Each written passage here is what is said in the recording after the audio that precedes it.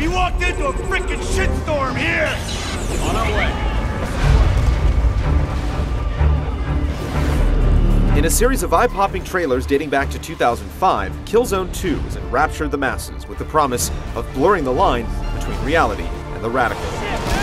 Years have passed with a slow trickle of gameplay videos, closing in on those target renders offered up nearly a half a decade ago.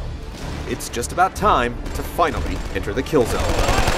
Part 2 kicks off following the events of the original Killzone and the PSP's Killzone Liberation.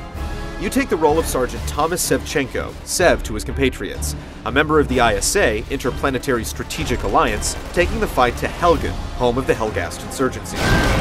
It's easy to tell friend from foe. The bad guys have beady little red glowing eyes filled with malice.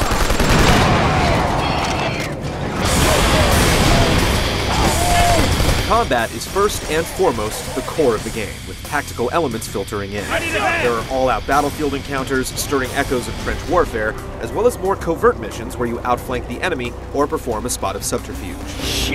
More often than not, you'll just be fighting for survival, either solo or with a small platoon against overwhelming odds. This is the Helghast's planet, and they have tons of reinforcements. But don't count your squaddies out. They'll land some kills and can perish themselves, but if you're quick, you can revive them. Good to go! A lot of modern shooter conventions make the rounds.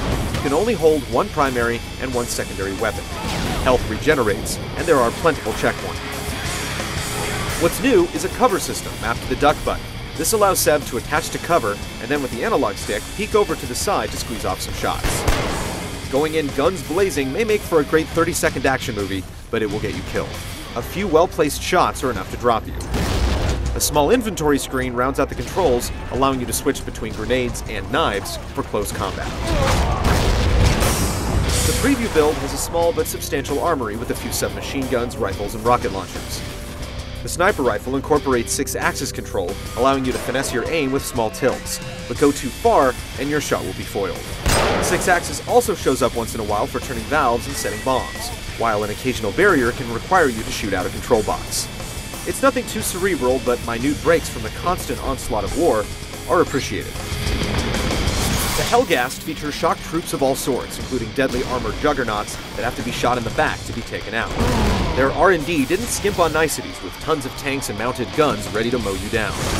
Occasionally, the ISA slips you a tank as well to help level the playing field, but you have to always be on the lookout for a rocket launcher and some extra munitions.